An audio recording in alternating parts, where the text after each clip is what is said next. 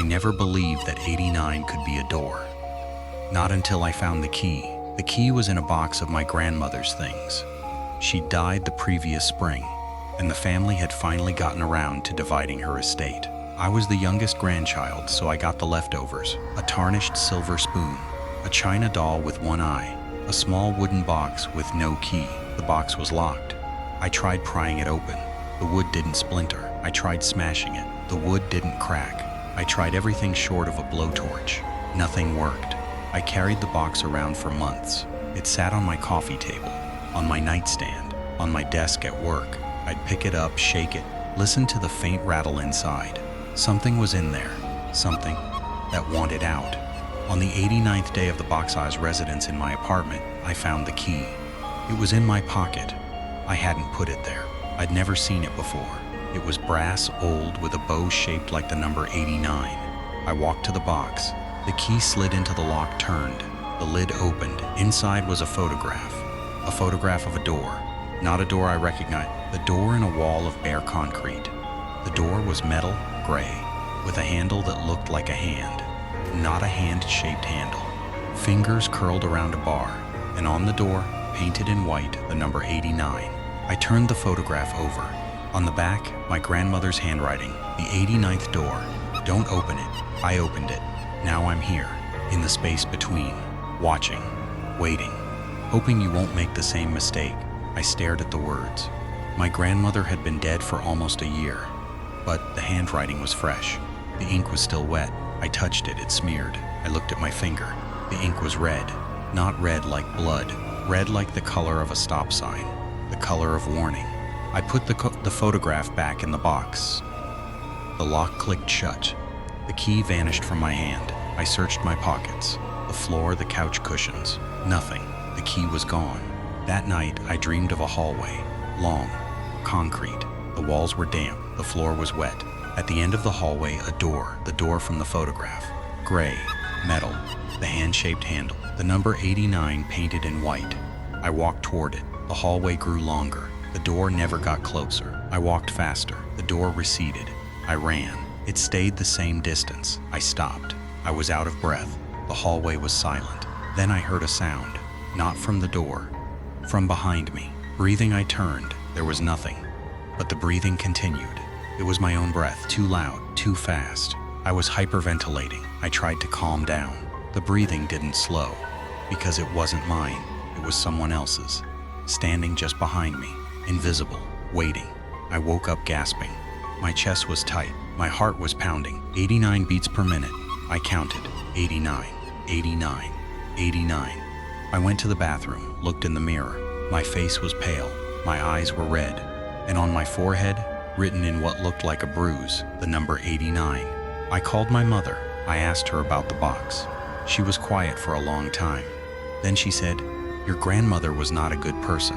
She was curious, too curious. She opened things she shouldn't have opened.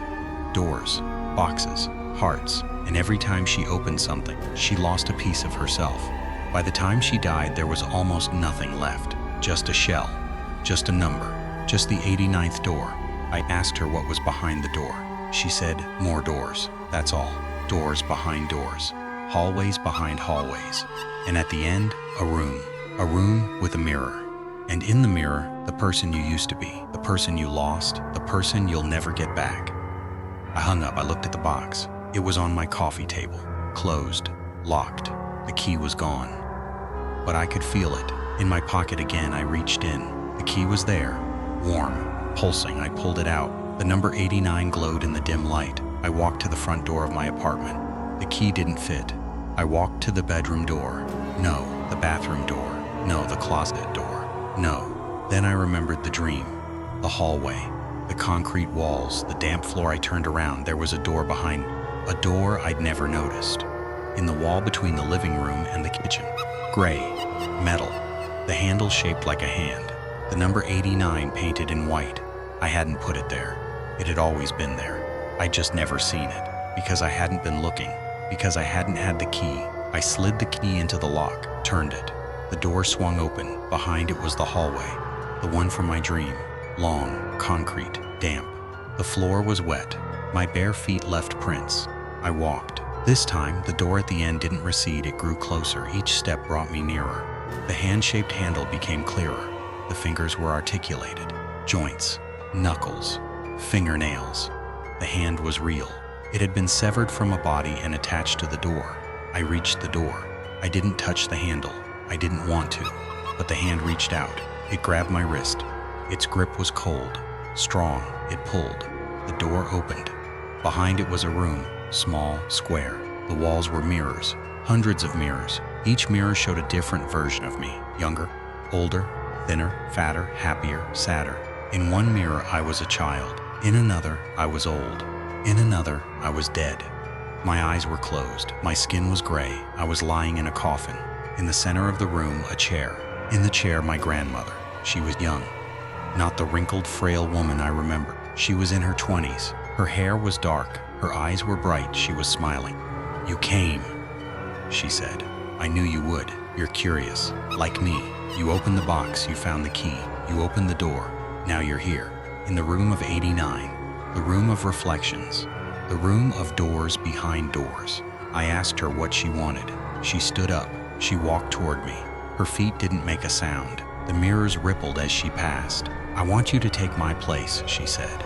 "I've been here for 89 years. Watching, waiting, trapped. The door only opens for a new person. Someone who carries the key. Someone who opens the lock. Someone who is curious enough to step through. That's you. You're the 89th. The 89th visitor. The 89th victim. The 89th door." I stepped back. The door behind me was closed. The hand-shaped handle was still. The fingers were curled. "I don't want to stay," I said. She shrugged. "No one does. But someone has to. The room needs a witness. A witness to all the reflections. A witness to all the doors. A witness to the number. I've done my time. Now it's yours. Unless you can find someone else. Someone to take your place.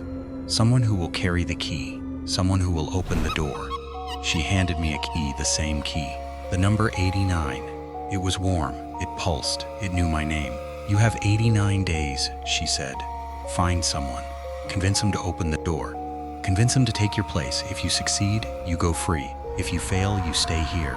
Forever. Watching. Waiting. Becoming a reflection." She faded. The mirrors rippled. The room was empty. I was alone, surrounded by versions of myself. All of them watching. All of them waiting. All of them hoping I would fail. Because if I failed, I would join them. And they would have company. I have 89 days. I've been counting. I'm on day 3. I've told no one. I've shown no one. The key is in my pocket. The door is in my apartment.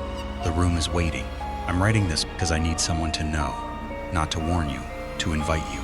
You are curious. You read this far, you want to know what happens next. You want to see the door, the key, the room. You want to understand. I understand. I'm the same. That's why I'm here. If you want to take my place, message me. I'll give you the address. I'll give you the key. I'll show you the door. You'll open it. You'll step through. You'll see the mirrors. You'll see the versions of yourself. And you'll sit in the chair and you'll wait for 89 years, for 89 days, for the next curious soul, 89. It's not a number, it's a sentence. And the sentence is, curiosity killed the cat, but the cat had 9 lives. You have 89, and you're about to lose every one of them. Don't open the door. Don't take the key.